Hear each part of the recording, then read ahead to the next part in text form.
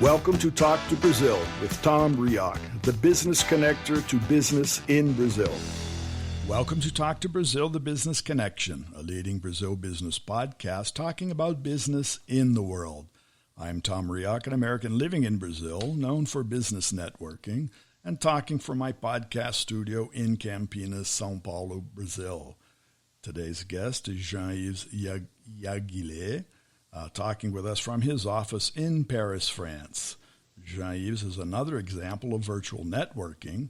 He was presented to me by Julien Sicard, who lives in China and was also a previous guest here on Talk to Brazil. Jean-Yves is an authentic China expert, a C-level executive with strong experience to develop business marketing strategies, sales, and to lead companies in China and the Asia zone, and he's done that for over 10 years. He's co-founder of Emotion Digital, an agency located in Shanghai and Paris. And this helps Western brands get into China through the WeChat marketing and other social media platforms in the Chinese digital landscape. So with that, Jean-Yves, welcome to Talk to Brazil Business Connection. Nice to meet you, Tom. I'm quite happy to be here today to talk about China, to talk about business. Now, it's our pleasure, Jean. I know it takes time to develop business across borders and cultures. But for our audience, why China? What made you start developing business between France and China? There are several reasons. In fact, one reason is because I have developed over years experience for business development in China. I was working for an international group, and at that time, the company sent me to China. It was in 2006 in Beijing. Mm-hmm. And so I was living in China for 8 years, taking care of the company there. So there are several factories in different parts of China. And of course, we developed a lot of markets.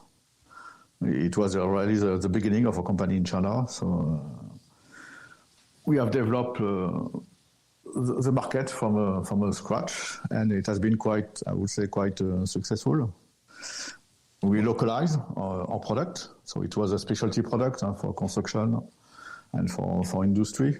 Mm-hmm. And so we sell our international products, but at the same time localize the brand, localize the product in order to fit to the market demand, market needs. And then step by step, start to like more and more China, working in China, doing business in China.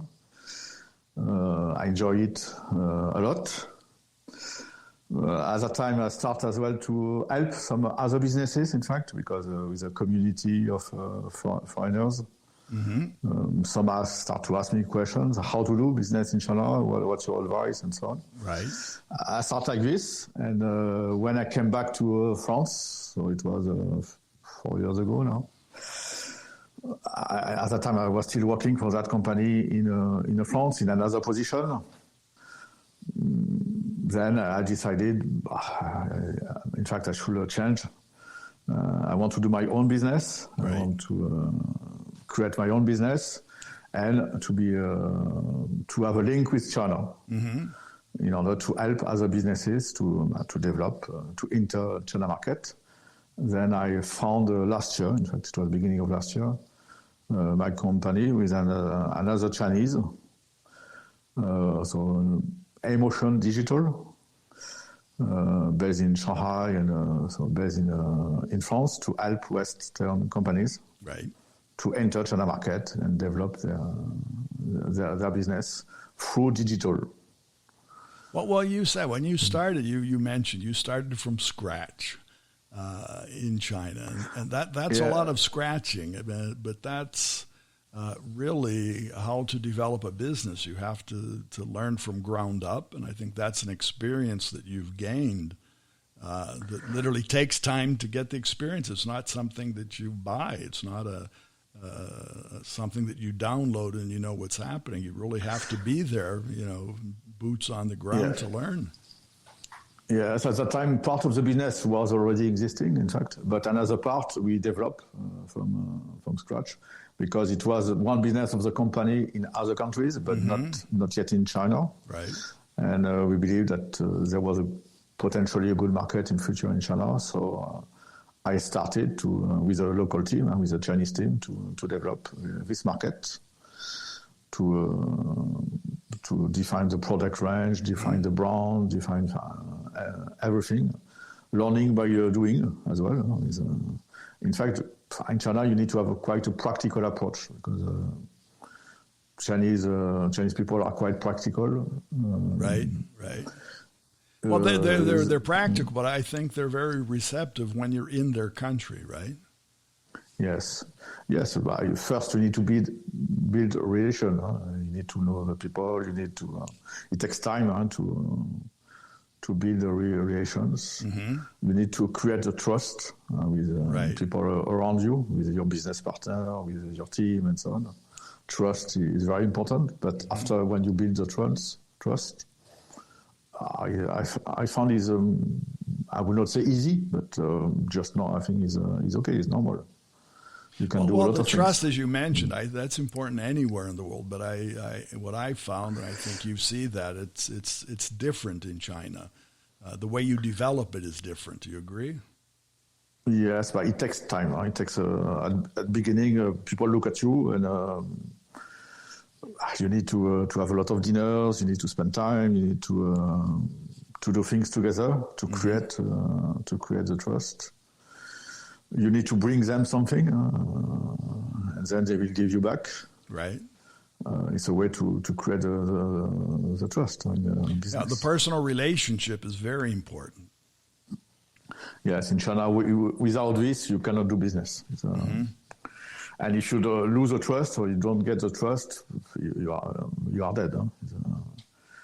So now today you mentioned it's quite different from Western. With your company, so you've developed not only the trust, but now, as you mentioned, you have a business partner. You've established yourself through the business in Shanghai. So is it easier to trade that trust? Is it easier for a company that say has in your case, a French partner and a Chinese partner? Does that help? In fact, I know the partner for a long time, so we have trust together. We know each other for years, so it was easy to set up the company together. In fact, no, I understand that, but I'm saying if you were two Frenchmen, is it better than having one Chinese and one French person? I think having a Chinese person in the country is better. I think for my business. It's very critical to have a Chinese partner and to have a Chinese team. Otherwise, I could not do this business. It would be very different, because you need to understand the culture. You need to understand very well your market and your customers. And it helps a lot to have Chinese. Well, and you have that too. You understand the Western way of doing business from France, from Europe. So actually you attract European companies and help take them to China, right? It's a double face. I have the Western face, and I also communicate with the Western customers to explain how is China, how we can help the customers, and then I'm able to translate this into China, and my partner in China implement the solution on the market, on Chinese market, for the customers. So I think it's a good combination like this. I've seen on your site that you're the WeChat expert, and for most of us, and it's specifically here in Brazil and other persons I know, we do understand that in China you have to be on the WeChat platform. But for Brazilians, they don't understand. First of all, it's difficult to get on. But how intense that relationship is, how intense business is in China through WeChat. To do business in China, either inside China, either from outside, you must be on a WeChat, because any Chinese company is on WeChat. I don't know a company who is not on WeChat in China. Either in B2B, either in B2C, even the government, even administration, even the universities, everybody is on WeChat. So you must be visible on WeChat. If you are not there, you don't exist in China. So the first thing to do when you want to enter China, you must open an official account as a company to be visible on the Chinese market. And it's true, it's not so easy because as a person, there's no problem. You can open an account. As a company, it needs to be verified by China authorities. So as a foreign company, you can have a WeChat account even if your company is abroad, but it's different. You don't have all functionalities. So it's clearly not the best way. So the best way is either you open a company in China. It's not so difficult, in fact, or we can help as a third party to open the official account in China. So that's really where your expertise comes and helps, because that is the case of not being able to have the official account of not. Most people think that whatever they're doing here, their sites, in my case, podcasts, whatever, they think it's available there in China. It's not. So really, you're not even heard. You're not seen as in other parts of the world. So it's very specific to the market. Yes, you must be on WeChat to be visible in China or to work with Chinese partners. Otherwise, they cannot find you. It's correct. In fact, Chinese people, they don't use website, or they don't use, even now, they don't search so much on the net. You know, the equivalent of Google is Baidu, but even now, they search less and less on Baidu. In fact, they even search on WeChat.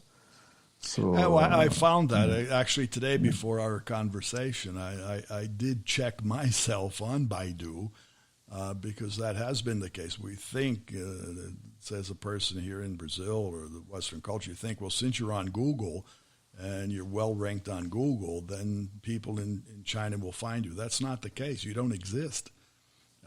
Yes. And what I have done really to do that, just to make sure that if I exist on Baidu, so I think that's a starting point. But what you're saying, if you don't exist on WeChat, you don't exist. Yes, correct.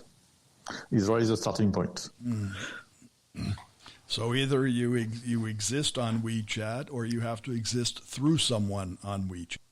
Yes. You need to create your official account with the help of third party, but the account belongs to you, of course. Right. You have your own company name, your own brand, and so on. Just in the back that you are under third party. So then really you have to establish a company there. And the best, yes, is to have a legal entity in China. Then for sure there is no problem. It's quick to open an account. It's just a question of a few days. And after, you need... WeChat is a full platform. It's a really large platform with many, many functionalities. So most of the companies are not using all, of course, are using maybe 20, 30%. Because there are some pages, you can create like a website. You can, like on WhatsApp, you can share after contents with your audience, videos or with articles, pictures, and so on. You can chat, of course, with your audience. Then there is a lot of commercial functions. You can as well pay. It's different. With WhatsApp or with Instagram, you cannot pay, but with WeChat, you can pay, you can buy a lot of service, you can buy tickets, you can buy, pay your taxi, you can pay your bills and so on. So everything, yes. Everything. And so it's the same for the business. For the business, you can do everything, in fact, on it. Well, you mentioned, I've seen that, the use, the websites, just for an example. The use of websites in China is declining. Yes. As you mentioned, that people don't they don't search, they don't use it, so it's sort of becoming an obsolete tool in China. Yeah, they don't use a website. Maybe sometimes on B2B, when they are looking for a foreign company, they will check. But most of the time, it's not the case anymore because all B2B companies are on WeChat as well. Right. And on WeChat, you build your simple website, in fact. And one of the reasons is because the internet in China is mobile. In fact, they are not using computer. Right. So when they go on various social media or on apps, they are using the mobile. And so on a mobile website is not so convenient. And like you said, it's an app. It's more, everybody's walking with their smartphone or device in their hand, and that's it. Yes. And many times, Western websites, even Brazil, websites, many of them don't even open on a smartphone here. So, 80 or 90% of internet in China is on mobile. Mm-hmm. And the rest, I think, is the speed of growth in China. I think is amazing. You've been there and you've seen that. We've seen this, and the whole world's seen that this last year because of the pandemic. But what amazes me and has for the last many years is the speed of anything in China. Nothing is slow anymore. The business development is very quickly. So to be successful, you also need to be quick, right?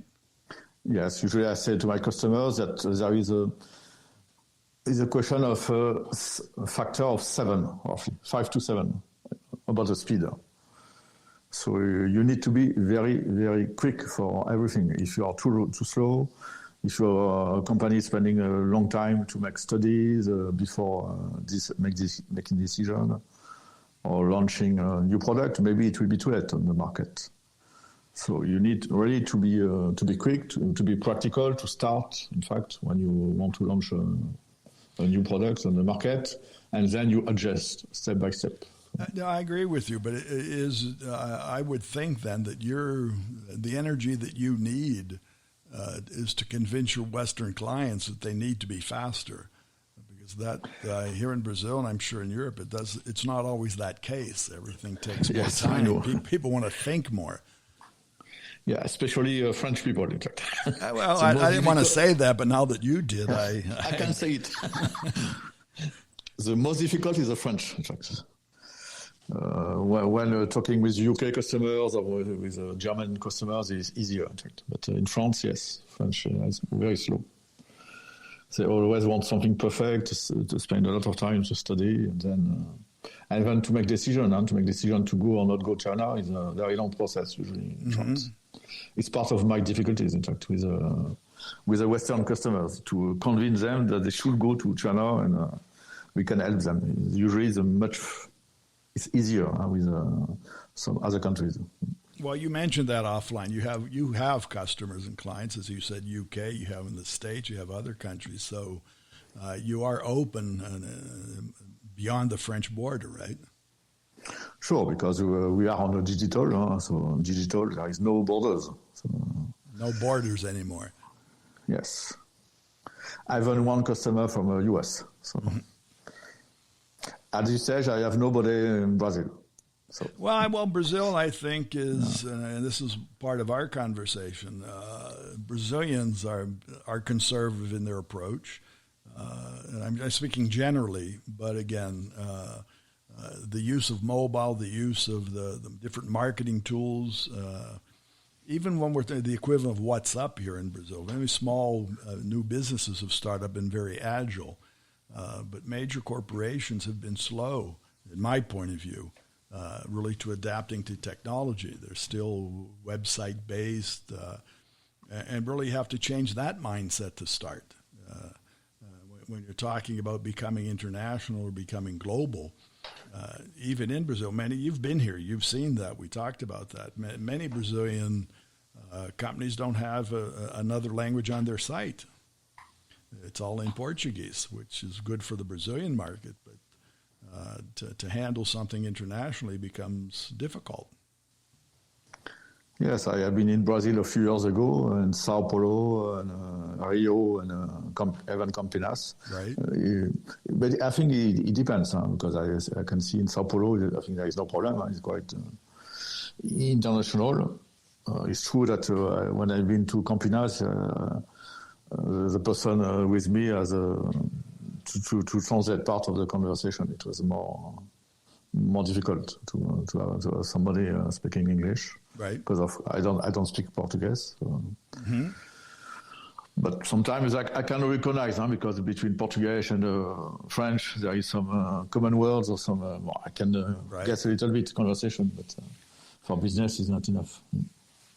Well, that's back to the point when we started. Really, to do business, you have to understand when you're doing across borders. It's understanding the cultures, and it's even from the Chinese standpoint, a global business language today has become English. Yes, but yeah, sure, it must be English. In China, sometimes it's not enough because our young people speak English, but sometimes they don't want to use it. So, I understand that, yes. In your case, you speak French, the Chinese speak Chinese. There has to be some type of a mutual way of understanding each other. Yeah, so which would be the case here in Brazil. If you're a French Mm. person coming to Brazil, you don't speak Portuguese. If the Brazilian doesn't speak French, what do you do? But in China, the most important is not the language. In fact, to have good communication, it's really to understand the culture. The culture. I found that yes, you can speak Chinese. I can see some other people speaking Chinese, but if they didn't understand the culture, it was quite difficult, in fact, to develop something and to develop business. But when you start to understand the culture, this is the most important. Well, part of understanding French culture is understanding that business is done sometimes sitting in the cafe, having a cafe. Yes. Right? This is part of the French way of life, yes. But in fact, the French way of life is sometimes not so different from the Chinese way of life. And even I found in Brazil, people like as well to enjoy your food, go restaurant. It's the case in Paris and it's the case in China. No, I'm sure when you came, and that is the case. When you came to Brazil, everybody wanted to talk about wine, wanted to talk about cheese, wanted to sit down and break bread with you. That's the normal way. And then maybe later you can talk business. But if you don't break the bread, you don't drink the wine, you eat the cheese, there's really not much to talk about business, right? Yes, it's very similar, in fact, between Brazil, France, and China, from this point of view. It's different in some other countries. If you go in Europe to Holland or to Germany, it's different. Well, it's different, but even having been in Germany throughout Europe much of my business life, if you don't sit down and have a beer with somebody or talk, you just can't kick down the door and say, I want to buy something or I want to sell something. Friendship and friendly relationships, I think, are good anywhere. Yes, it's a starting point before doing business. Well, very good, Jean. I want to thank you. We're coming to the end of our time. But as we expand our understanding of the world and how culture, and the world today is exactly what you're doing, mixing cultures, right? And having a little bit of understanding of different cultures, and that's what we try to purvey here on our podcast. So I want to thank you. I want to thank Julien for introducing us. So this is another example of a French person in Shanghai introducing me to a French person who lives in Paris, and within the same week we're talking, right? And I think that's the secret of networking today. That's the secret of relationships, virtual relationships, because we really don't have to sit down and I would like to sit down and have wine and eat cheese with you, but in today's world, a recommendation from somebody is worth a very good bottle of wine. Yes, I share your views about this. For sure, anyway, today is more difficult to meet people because of the pandemic, but hopefully in coming months it will change and we can have as well some face-to-face meeting, and I think it's very important for the business, especially with the China. In China, you must have face-to-face meeting. Only meeting on the internet, on Zoom, on whatever on WeChat is not enough to to develop relation. In other parts of the world, you can sign contract on internet now. It works, but in China is more difficult. So. Well, I would say here too, people still like to see and touch and sit down and talk and eye to eye. When you know the people before, is no problem. You can do, of course, right, by digital. But when you never meet the people, is more difficult. Well, so it's very important to have a team locally to meet the customers or some other people. Very good. Well, I want to thank you again for being part. For our listeners, to find more about you, obviously they can find you on LinkedIn. But your company, Emotion Digital, that's emotionaldigitaltogether.fr, right? Yes, correct. Emotionaldigital.fr, which would be your site too, Emotion Digital, showing what you're available, some of your major clients, more about you, of your marketing concepts, and how you can help Western companies get into the Chinese market, correct? Again, want to thank you for sharing your time with us, Jean. Thank you very much, Tom. It was my pleasure to participate in this talk. My first talk in Brazil.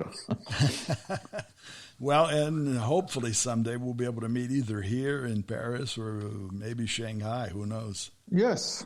Why not? Right. You are welcome. Okay. So thanks again. Thank you very much. And I want to thank our audience and our sponsor, Focus MI Market Intelligence. Focus MI specializes in market research for the Brazilian agricultural market, and more about them on their site, which is www.focusmi.com. That's focusmi.com. Visit our website, talktobrazil.com. Find our previous shows of Talk to Brazil, which are also available on Spotify, Apple Podcast, Google Podcast, YouTube, and many more. Remember, when you talk to Tom, you talk to Brazil and the world. Goodbye, and thanks for listening. Thanks for listening to Tom Rioch on Talk to Brazil, the business connector to Brazil.